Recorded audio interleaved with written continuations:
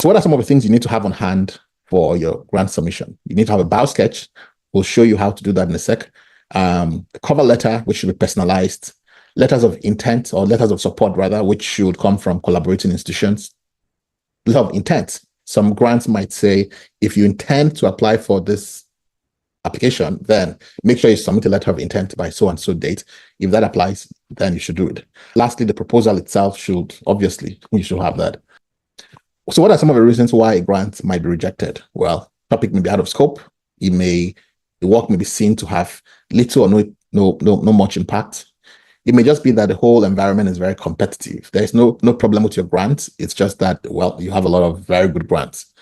And then you may have missed some requirements. Maybe some paperwork is missing, your work is not well formatted, you missed the deadline, and so on and so forth.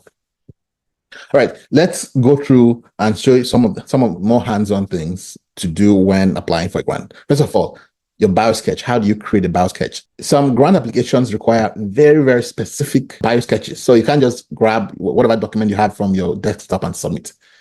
For example, if you're applying for an NSF award, they have very, very specific. If you've ever tried this before, you realize that when you upload something that is not by requirement, this is automatic. It doesn't even get accepted. So until you create a bio sketch that is exactly what they require.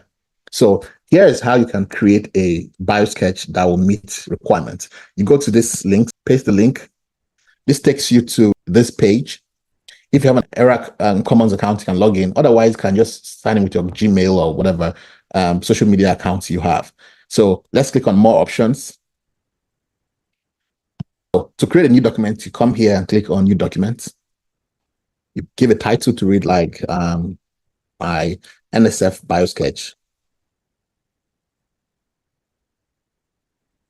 The document type, you select the document you require, and this has to correspond to what you're applying for. So if I'm applying, for example, for NSF work or for NSF grant, I will select NSF bio sketch. If I'm applying for an NIH, yeah, these are all entirely different agencies, so you want to make sure you know what you're applying for.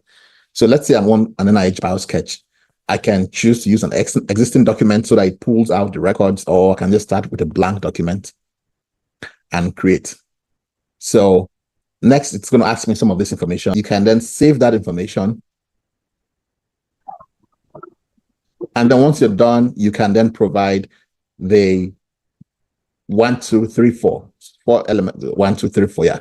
Education, you have to provide at least one element in each of this. So education and training, you can add one.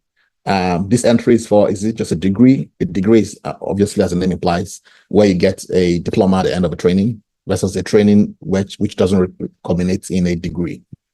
You can save and add another, or you can just save and exit. And so that's how you've added a field there. You add a personal statement as needed, and you can save when you're done. Positions and scientific appointments, you can add as needed, and you can save. And then contribution to science, you can add as needed, make descriptions.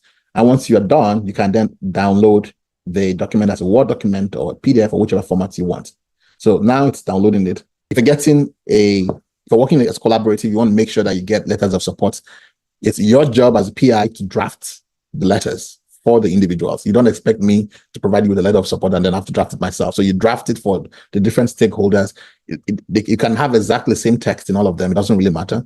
And then they can then put it on the letterheads. So this is the bio sketch we're creating. So you see, this is a very specific format required. And if you're applying for an NSF application, for example, if it's not exactly, they detect whether it's their software algorithm detects whether it's this exact format that they're looking for. If it's not, they simply reject it. So you can use that website we shared to just create your bio sketch in the required format.